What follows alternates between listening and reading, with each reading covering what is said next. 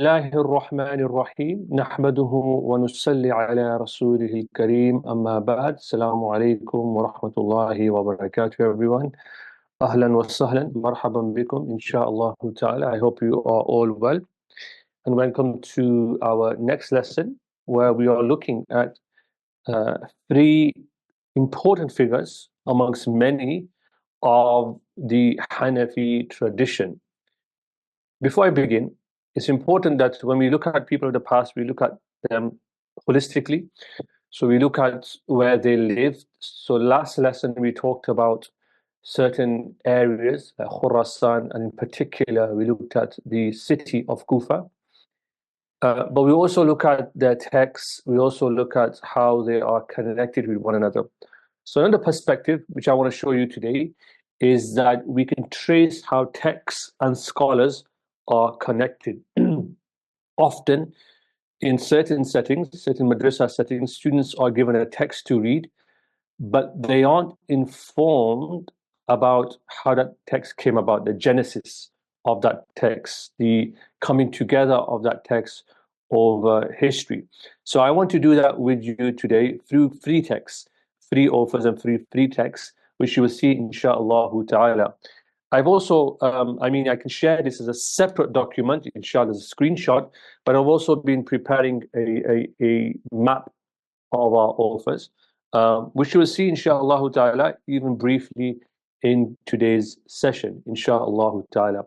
So, who am I looking at? Who are we looking at? Well, we're looking at three texts, two texts in particular, and we are looking at two scholars or three scholars in particular during our video today, inshallah ta'ala. The three texts is the Hidayah, very famous text. The other text is Quduri, and we'll briefly touch upon Badar Sanai, which is also an important text as well.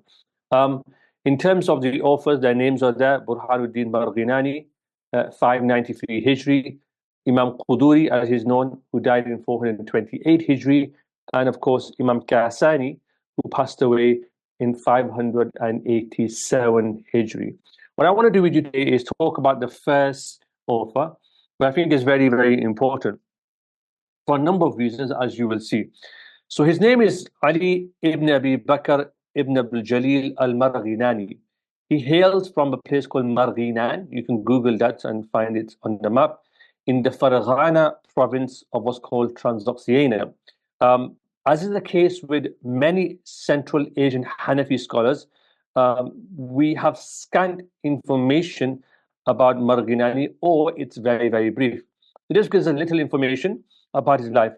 Imam Zahabi, for example, the one that we mentioned last week, and is an important scholar in terms of history and the biography of ulama of the past, after noting that al-Marghinani lived in what's called, he was an alim of Ma Wara al-Nahr, he simply states that he was the author of Hidayah and another text called Bidayah, and he says, "Lam tablughna akhbaru." His information about him or his details about his life have not reached us. But we get from other sources a more colorful picture of his life. He's reported to have been born in 511 Hijri, and he studied with his maternal grandfather, whose name was Umar ibn Habib ibn Ali al-Zandramisi, who was a leading student of a Qadi. We talked about Qadis before, judges, Ahmad ibn Abdul Aziz Zawzani. After his death of his maternal grandfather, he studied with someone very, very important, and maybe later on in the future we'll talk about him, Imam Sarakhsi, known as Shamsul A'imma. Shamsul A'imma, Muhammad ibn Ahmad ibn Abi Sahal al-Sarakhsi, who died around 483 Hijri. Imam Sarakhsi is very, very important for a number of reasons. I have a student, a Turkish student, who is completing, inshallah, a PhD on Imam Sarakhsi and his work when it comes to hadith studies. But we'll talk about that some other time. There are many other ulama that he studied with. I'm not going to go through all of their details. You can find that in, for example, in a piece of excellent work that's been written by a good friend of mine, Dr. Suhail Hanif. His PhD is a must read for those of you who are interested in this particular scholar and his work. So a lot of my talking today will be based on his PhD, in fact, and more. So the Hidayah is an important book We have quotes about it being praised. So I have a quote in front of you here from Katib Shalabi in his Kashf al-Zunun and Asam al-Kutub al-Funun. He says, verily the Hidayah, like the Quran, has abrogated the books of sacred law they have offered from afar. In other words, it's like how the Quran has abrogated books before, the Hidayah abrogated books that have come before it, i.e., fit books that have come before it. So guard its principles and tread its pathways. Your words will be saved from deviation and falsities. In other words, this is an important book that we should all be aware of. Suhail Hanif in his PhD, I've given reference there, traces how he had learned from, or his lineage back to Imam Sarakhsi, Shamsul Aimma, and you can see that lineage there in front of you. I'm not going through these scholars.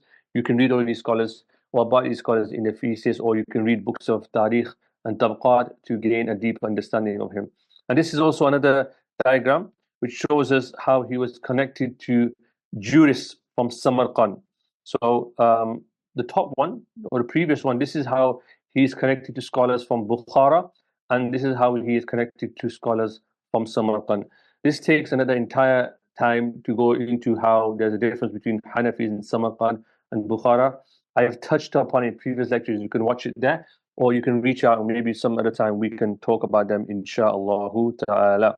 So that's just a introduction to Imam Marghinani. I don't want to go into too much because the whole lecture will just be about the great Imam himself. Imam Marghinani is very, very important because his text, the Hidayah, some of you might have heard of it or might have studied it. It's an advanced text in the Hanafi madhab, and it really deals with some of the important conversations, and it teaches students how to think through masail, so questions. There's a dialectic, there's a jadal, there's the masail, and then he will say, well, somebody might say this, or Shafi'is might say this, and then he'll respond to them. So students are taught how to think, how to reason with hadith, how to make sense. They are taught usul, how to make sure that their reasoning is consistent, and the legal reason is that they use the ma'ani are embedded in the Quran and Sunnah. So this is a very, very important text. And I always say to friends that anyone who can teach Hidayah really well is a sign that they are indeed a master in the Hanafi madhab. It does have some prerequisites. Of course, the language of Arabic is important, usul is important, but some logic is also very, very important, just to help you to make sense of this text. It's a beautiful text. There are lots of virtues about it. He spent a lot of time putting this text together, and they said that he was fasting when he wrote this text, and he was always in a state of purity. But the idea was that he took this endeavor on very, very seriously, and it's an important text for everybody to read, insha'Allah ta'ala. What I want to do now is move on to the Mukhtasar, and this is also an important genre that we should all be aware of.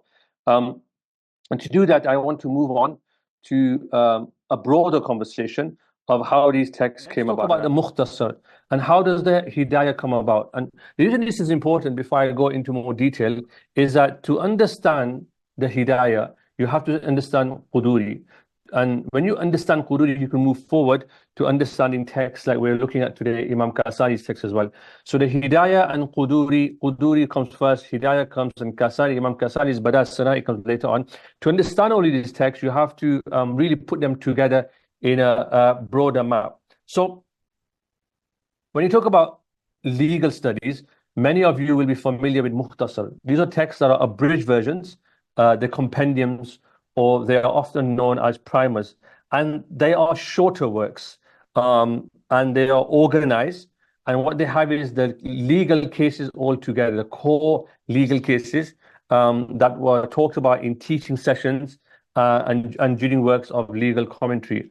And they are usually summarizing the agreed upon view of that particular school. So they are the most surest expression of what the madhab follows. There may be differences, but they are the most surest expression of what a particular madhab follows as well. In other words, they are the surest expression or transmission of the sunnah or explanation of the sunnah of the Prophet ﷺ. And of course, scholars write commentaries on these mukhtasars. The mukhtasars are usually shorter texts. The Quduri is a good example of one that we will look at. And the mukhtasar on which Imam Marghinani comments on in the Hidayah is a text called Bidayatul Mubtadi, which is actually his own text. He authored this text himself. And I want to look at mukhtasar and why they are important. Now, Bidayatul Mubtadi is not really actually an original work. Imam Marghinani himself, in his introduction to this mukhtasar that he compiled, he says that he took it from two other works. And these two works are really, really important. So the two texts that he took them from, one was the Jami Saghir of Imam Muhammad Shaybani, who we've already looked at, and the other one was the Quduri of Imam Ahmad ibn Muhammad al-Quduri. So the Hidayah or the Bidayatul Mubtadi, Imam Marghinani himself says this is not original work. I'm taking from two scholars that have come before me. Now, notice the death dates of both of these teachers that he's taking from, both of these scholars that he's taking from. Imam Muhammad, of course, is in the early generation, died 189. Imam Quduri comes later on. So we'll look at this. Why is it that he's taken from two books, but both of those books, both of those authors are quite far apart. And this tells us a lot about authority, number one, how certain texts became authoritative, but it also shows to us how the mazahib came together, and in certain texts was seen as a culmination, as a coming together of centuries of debate and conversations amongst ulama. And so these two works are very, very important, very, very authoritative, and they give us an insight that at the time of Marghinani, Sahibi Hidayah, the author of Hidayah, these texts were very, very important.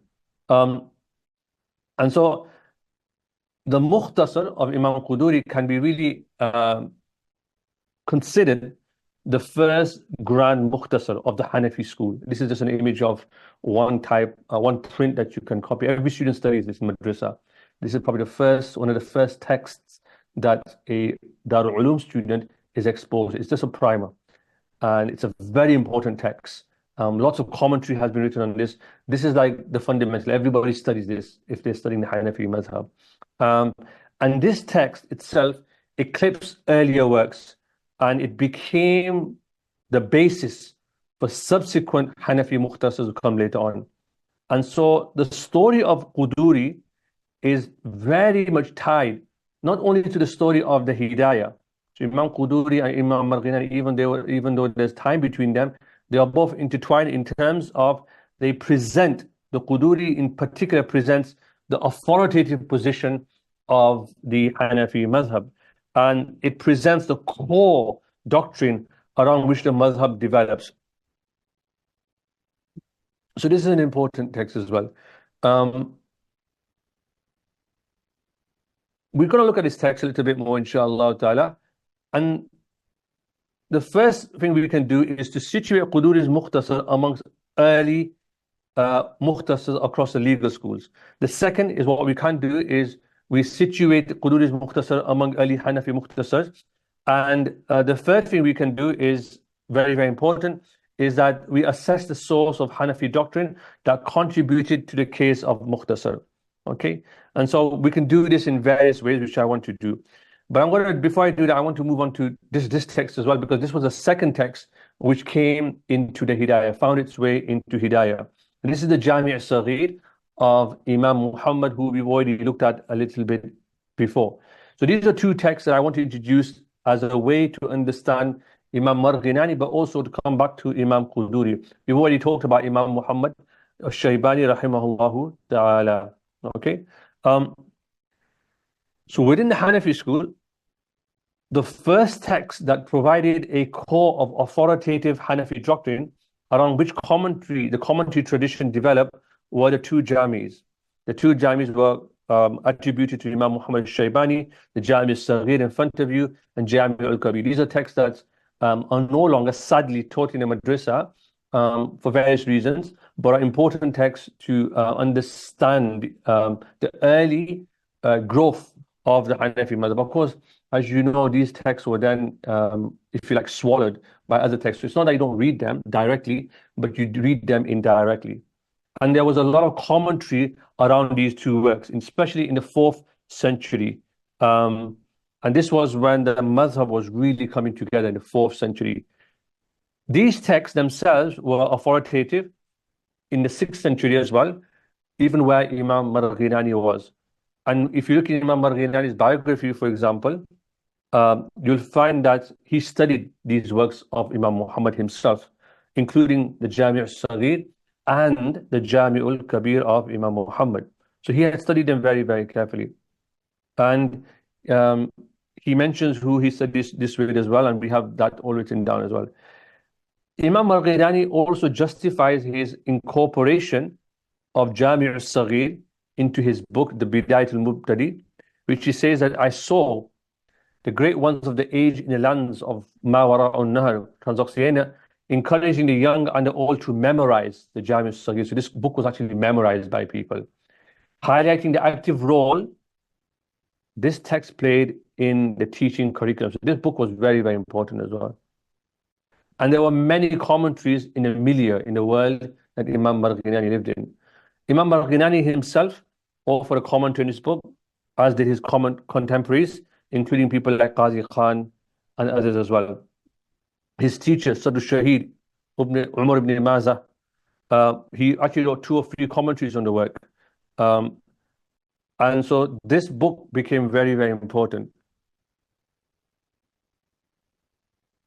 And many, many others wrote books on this. For example, just to give an example, leading grand teachers such as Shamsul A'im al-Harwani, Imam Abu Mansur al-Maturidi, Imam Abu al-Mu'in al-Nasafi, Imam Sarakhsi, Abu Shamsul A'im al-Sarakhsi, Fakhrul Islam Bazdawi, Abu Yasir al-Bazdawi, they all wrote on this book. So you can tell you that great scholars had to master and write. This was a way of showing that they had understood the book, because one of the ways of showing your knowledge in a text or understanding a text or a tradition is to write commentaries. Now, the book itself, when you peruse through it, it's a very short text of legal rules. It's organized into roughly 40 chapters. And the organization of them is attributed to Imam Muhammad ibn Hassan. And this is what Imam Marghinani himself believes as well, because in the introduction to his Bidayat al-Mubtadi, he says himself that the organization of Jami' al-Saghir was superior to the organization of Mukhtasar Quduri. So he said, I followed it out of seeking blessings through that which was chosen by Muhammad ibn Hassan. This is showing that the proximity to the great Imam Abu Hanifa was also important to him. However, when you look at the cases within this text, they're not presented in the way that we're used to, in a topic-wise order. For example, when you look at things to do with Tahara, they kind of appear at random points during the topics of the prayer, for example, in the opening of Kitab al-Salah. And then later on, people reorganize this text to make it more palatable. But the book itself was never meant to be a text that was a complete coverage of it.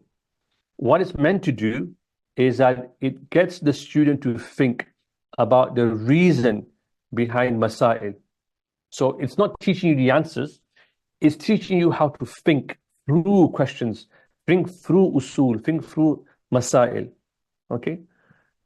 And this is why memorizing the text and its underlying meanings do things to understand, to memorize the text and to understand what's actually going on, which is missing today in many, many circles, to think about what is actually the purpose of this question, why is this question being asked. If you could do those two, memorization and understand its meaning, this was a mark that you understood the Hanafi madhab, right? Too many people can para answers, but they're not able to think through the answer itself. Why did we come to the answer? What is the reason behind this? And so a sign of a great scholar, a great alim, is that not only do they give you the answer, which everybody can do now, you have Google that does that for you, but the sign of a great alim is that he's able to think it through, able to explain it for you, able to lay it out for you. Okay? So to be able to recall and explain the cases of the book shows that you have a deep grasp of the legal meanings underpinning its cases. Imam Sarakhsi quotes his master Al-Halwani saying, no one should belittle Jami' al-Saghir. And Imam Shaybani was understood to have crafted the work explicitly for the purpose of advanced juristic training. He's reported to have said, whoever learns Jami al-Saghir in its reality, al-haqiqah, is permitted to issue fatwas. The bar was really high in those times to become a scholar par excellence. And this book was held as a work of Imam Shaybani's direct authorship, right? And this is why it's foundational in the transmission of the Hanafi mazhab. But there's also other things. The focus on transmission, like hadith works, also underlines the idea, which I've talked about before, the intended role of the work as one to document authoritative transmission of Hanafi doctrine. So there's also an important isnad element here as well.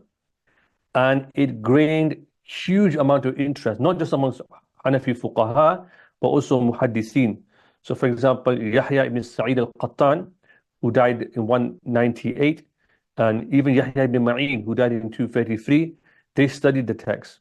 For example, we know that Yahya ibn Sa'id al-Qattan studied with Imam Abu Yusuf, and Yahya ibn Ma'in studied this with Imam Shaybani. So this idea I've been talking about in previous lectures that the Hanafis didn't know hadith, it's complete nonsensical.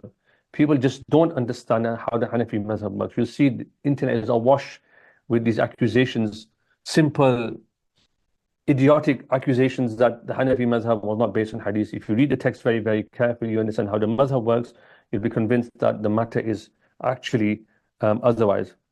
Okay, so it gives you an understanding of the deeper implications as well.